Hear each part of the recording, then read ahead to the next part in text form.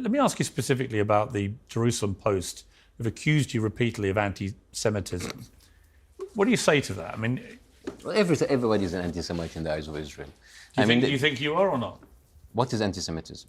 Somebody who has a hatred of Jewish people because of their Jewish ethnicity? Good. Where did I show that kind of hatred to Jewish people? How do you feel about Jewish people? I mean, should I go to do the white man thing? Like, most of my friends are Jewish. No. How do you feel about Jewish people? Like any other people. Like any other people. What are you talking about? Well, when you've been accused of... So I've been accused of being a CIA Yeah, I'm not operative. saying you're guilty. I'm just saying you've been accused I've been accused of so many things. You've been accused of so many things too, right? And it's annoying. Like, and then the thing is, anti-Semitism... If you're not that person. Anti-Semitism has turned into, if you criticize Israel, you're anti-Semitic. I agree. Yeah, so it's been used as a protective shield against criticism. It's a way to shut down conversation. But there are also lots of genuine anti-Semites. Yes. Who do hate Jewish people. Of course. And want to kill them. And there is a lot of people who hate Muslims, and there's a lot of people who hate gays, and there's a lot of people who hate white people. Right. Yeah. Oh, Piers, it seems like you've mastered the fine art of turning genuine criticism into a courtroom interrogation. Bassem Youssef calls out the atrocities, and suddenly he's facing a pop quiz on his feelings towards Jewish people. What's next? A loyalty oath? The double standard is like asking someone at a climate rally, but do you hate rain? Criticizing a government's action doesn't equate to hating its people. Yet here we are in 2025, with Piers as the gatekeeper of moral purity. It's almost comedic, except it's not, because it's just a creative way of centering dissent. So Piers, while you're handing out accusations, maybe take a moment to realize that questioning genocide isn't anti-Semitic, it's pro-human. What do we do about where we are with this situation now? What's the solution? Solution? Yeah, genuinely. I mean, I'm not a political analyst, but again, and I'm sorry being one-sided, but there is one side who has all the power, all the money, all of the weapons. They have been controlling the political spectrum. This is how many people in the Congress. So how do we get to a solution? Do you believe in the idea of do you believe in a two-state solution, for example? I don't know. I mean, it's not up to me. Could it work? Could you have a Palestinian state side by side with an Israeli state? How would it work with Israel is taking all of the West Bank and cutting it into smaller Gaza? How could it work? Again, I told you a quote from a book by Obama, and I'm telling it again. The problem with the Palestinian-Israeli conflict is that one side of them is very powerful and the other side is very weak. Why would Israel concede? But if Israel has the power, as you say, and I'm not denying they have a lot of power, if they have the power, how should that best be wielded to try and find peace out of all this? I mean, I remember Northern Ireland, right? People said it was intractable.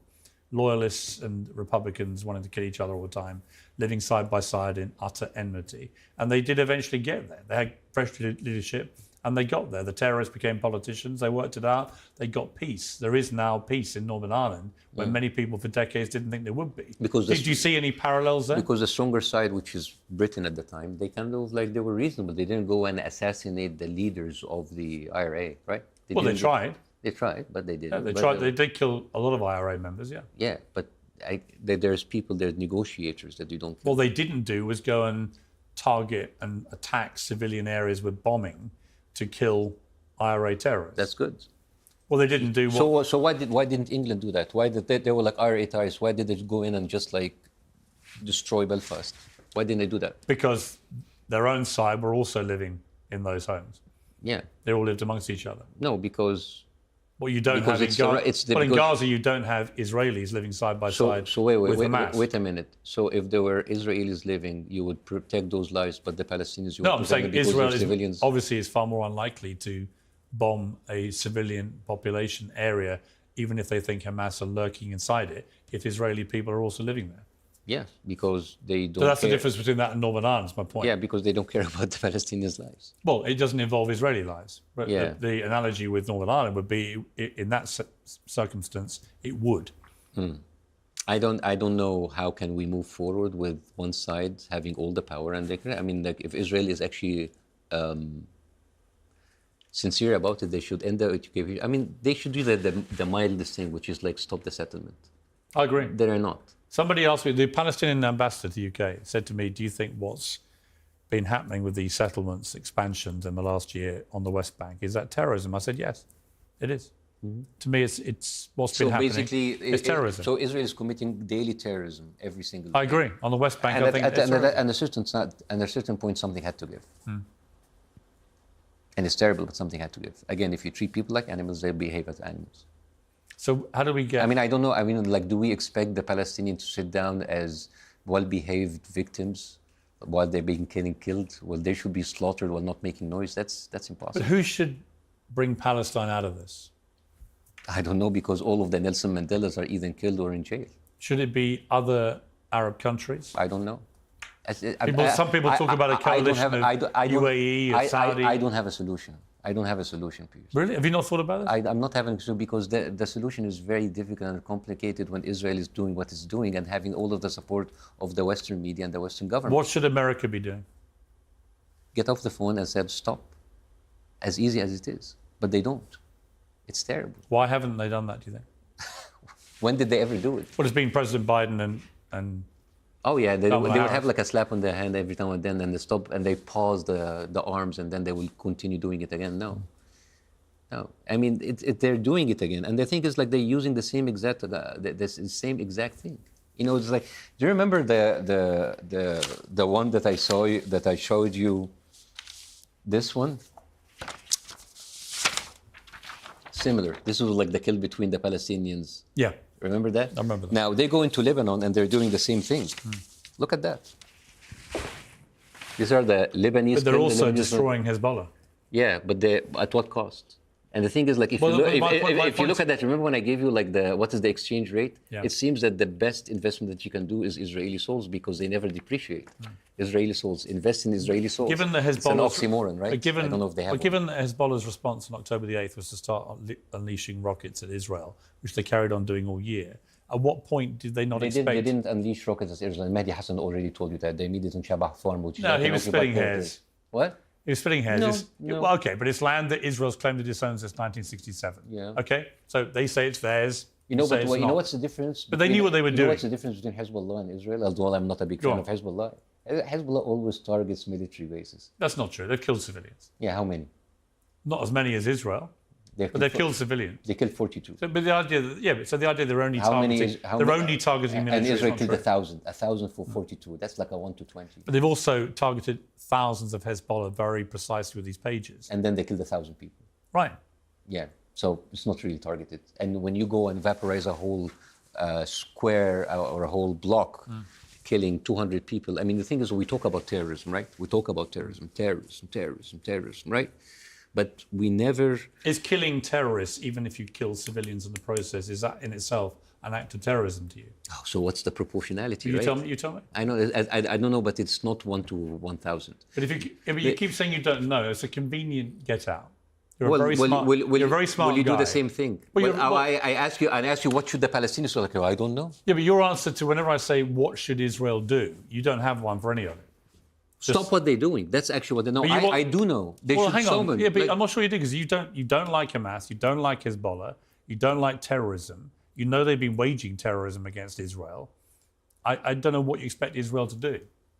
What do I expect Israel to do? What do I expect the people that actually have received the occupation and the killing of Israel every day? I mean, like, you're killing them. I mean, should they just, like, stay silent? So they're all, I mean, they're all resistance, all freedom fighters? yeah, for their people, yes.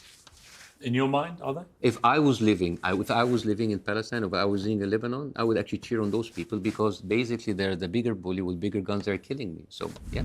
Oh, Piers, it's quite amusing watching you navigate this conversation with Bassem while holding on to your one-sided narrative like a lifeboat in chopping waters. You're quick to press him for solutions, almost as if the weight of the decades of occupation and systematic inequality could be wrapped up in a neat little answer. Yet, when Bassem points out the power imbalance in Israel's daily acts of aggression, you shift gears to justify or downplay those actions. It's like asking someone how they feel about getting punched, and then suggesting they could have ducked better. Your comparison to Northern Ireland is almost charming in its oversimplification. Sure, if only the Palestinians and Israeli just had a fresh set of negotiators, peace would magically sprout. But here's the kicker. Your bias show when you acknowledge Israel's might and power, but fail to truly hold them accountable for wielding it unjustly. While you ask Bassem Youssef for clarity, maybe take a moment to reflect on your own double standards. After all, peace doesn't come from the oppressed learning to accept their oppression. It comes from the powerful recognizing and ending it. I mean, a lot of people who live there don't agree, but No. I don't know.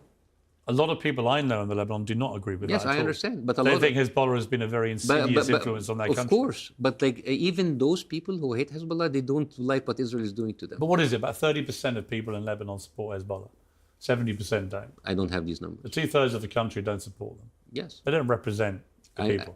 Oh, good. So they don't represent the people, and yet you're killing people around Hezbollah, even if they don't represent them. So why? Well, they're killing, in their eyes, they're killing terrorists. Well, in their eyes, they're doing whatever. In their eyes, they were thinking that whatever school that they bombed in Egypt was inside the military base. Do you accept, as we've been talking, though, that it is complicated? It's not simple. No, it's not really complicated. There is an occupation that should end. If the occupation didn't happen, all of that wouldn't have happened. This problem was pushed. You believe it, if the occupation, as you put it, Yes. and I don't dispute the terminology, but if you believe if they just ended that tomorrow, any form of control over Palestine, there would be no more attacks or ideology of wanting to attack Israel after that. See, I think it's very naive.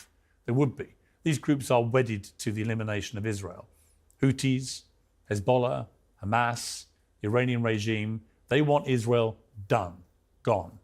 And There's a lot of countries in the world that surrendering any kind of control over Gaza, for example, is not going to stop that. So how do you keep doing it, right? Well, no, but how do you move to a place where you no longer do it? You don't expose your country, as they put it, as to much chronic as I don't insecurity. like all of these groups that you have mentioned, but those people have actually where it's a kind of it's a cause and effect, right? Because again, and Mahdi hasn't told you, there was no Hezbollah in 1978, there was no Hezbollah in 1982, and there was no Hamas in 1948, and there was no Hamas in 1970s. But the ideology existed. Really? Yeah, the groups weren't set up, but the ideology existed. Where was the ideology in 1978? Well, you can't, Where were Hezbollah in you don't think 1978? anyone in those places hated Israel in 1978? Israel doesn't need an excuse to go in and occupy and kill people. They're already talking to you But about they say they do. But the thing is, Piers, you already have people in Israel talking openly about a greater Israel, about like a huge expansion of Israel. Tomorrow they will find a Hamas in the West Bank. They will find a Hezbollah in Jordan. They will find a Houthi in Syria. What do you think they really want to achieve, Israel? Expansion. But to what end? To what? I don't know. You should ask them because they. I do ask them and they deny it. They have been. Of course. Well, how many times did they deny things, and how many times did they deny killing UN workers? How many times did they deny? And the thing is, Piers, you can talk whatever you want about the Houthis and the Hezbollah and whatever, but you have liars. You have people who are patent We have liars on both sides. Yes, but one of them has the power, and one of them is taking my tax dollars and your tax dollars to be Iran supported. has power. You would agree? Yeah. And Iran is funding and training Hezbollah, Hamas, and the Houthis. So they are exercising and wielding their own power in a proxy manner. So is there much difference between Israel wielding its power as a state against Iran wielding its mighty power through proxies? Okay. I remember when you went on Trigonometry, you talked about Benjamin Netanyahu being a great visualist, right? A great Visualist. What do you mean? Like illustrate. He was like he saw you. What was the word that you used? I don't know. Like when you stood. Oh, he took me to the map behind the map, desk. right? Yeah. Put his hand up. And he put like his hands around then the the thumb country against and he Israel. thumbed against Which Israel. was it was a powerful optic. It's not really. It's very deceiving. Why? Because most of the countries that he was measuring the hands, like Egypt and Saudi Arabia, are actually with either peace treaties or almost normalized thing. So basically, most of the huge, bad, big countries, they are not a threat to Israel. But shouldn't that be where the Middle East should go? Shouldn't all the countries have normalized relations? May I just finish my point? The thing is, when you put it like that, you're basically giving the idea of like, oh, look at these small victim countries that they have no power.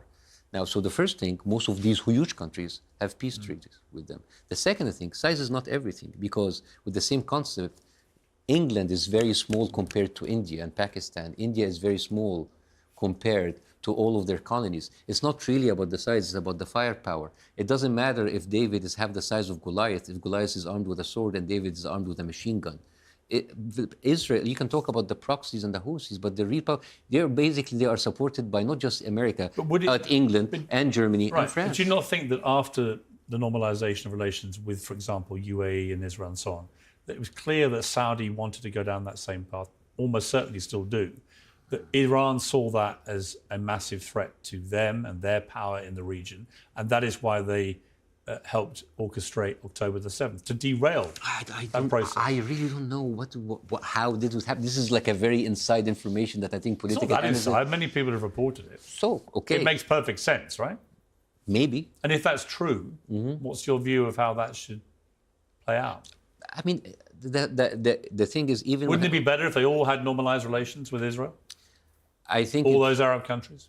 yes, I would love to have peace in the Middle East, but peace comes from justice. And the thing is, if you get peace just because you subjugate the people, that's not peace. Let's cut straight to the chase as we wrap up here. Piers, your approach is like a magic trick, pulling complicated out of the hat every time Israel's actions are questioned. But when it comes to anyone else, suddenly everything is black and white. You hammer on about Hezbollah's influence in Lebanon. Let's flip the coin. Israel's got decades of military dominance, settlement expansion, and frankly, a list of UN violations longer than a CVS receipt. Yet you act like their actions are justified in self-defense. When Bassem points out the occupation and disproportionate power dynamic, you toss in a both sides argument like it's a universal fixer. But let's be honest, it's not. Israel holds most of the cards: military, political, financial, governance. So when they bulldoze through Palestinian neighborhoods, it's not just complicated, it's a blatant oppression with international backing. When you mention Netanyahu's little map stunt on trigonometry, framing Israel as the underdog, it's laughable. Piers, David versus Goliath isn't about who's smaller. It's about who's stomping whom, and Israel's boots have been heavy on Palestinians' necks for a very